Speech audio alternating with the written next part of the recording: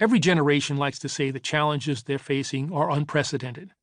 But when it comes to attacks on our right to vote, the reason we need to be vigilant isn't that this threat is novel, it's that it isn't.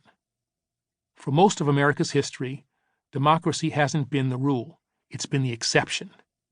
That was true before the first shots were fired in Lexington and Concord.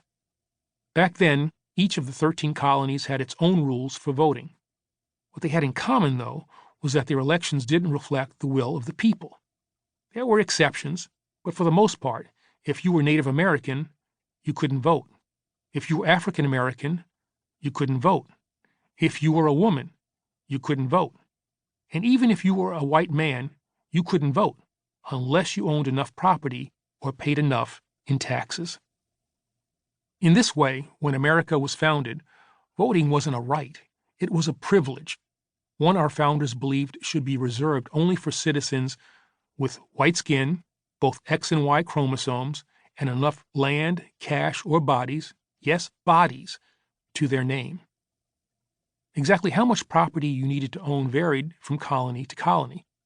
In New Hampshire, they measured property based on its value in cash. If you weren't worth 50 pounds, you were out of luck. In Virginia, whether you could vote came down to how much land you owned. If you had 100 acres, you were good. If you only had 25, they needed to be well manicured. And if you had any fewer, you'd better not show up on Election Day lest you be told you were too broke to vote. In some colonies, like Connecticut, property qualifications were, as Governor Oliver Wolcott wrote, essentially nugatory, meaning they weren't enforced at all. But in most, they were binding. And in some, if you were Catholic or Jewish, it didn't even matter how much property you had.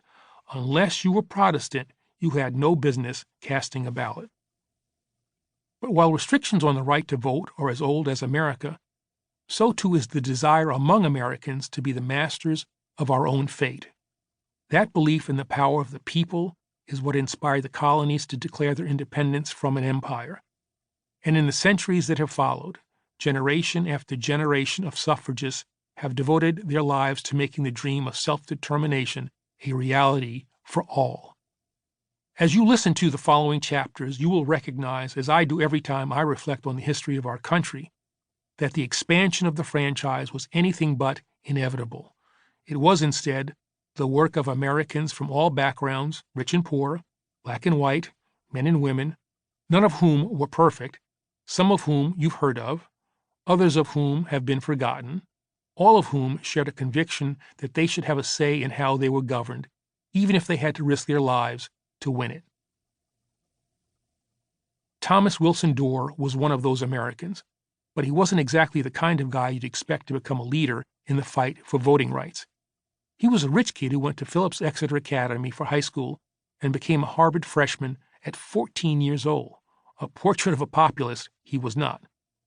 But Dorr didn't want to be the kind of aristocrat who, as one nearby newspaper satirized, gets up leisurely, breakfasts comfortably, reads the papers regularly, dresses fashionably, lounges fastidiously, eats a tart gravely, talks insipidly, dines considerably, drinks superfluously, kills time indifferently, sups elegantly, goes to bed stupidly, and lives uselessly.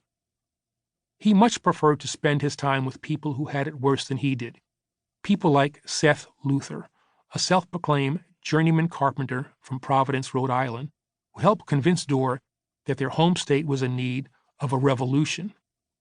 For more than a century, Rhode Island had laws in place that limited the right to vote to residents who owned property valued at upwards of $134. For Luther, whose father was a veteran of the Revolutionary War, this felt arbitrary, and not only that, it also felt like a slap in the face of those who risked their lives for independence from Britain. This law is contrary to the Declaration of Independence he declared in his 1833 address on the right of free suffrage, adding that it was strange that a self-evident truth should require proof. He then left those who disagreed with him with an insult fit for a rap battle.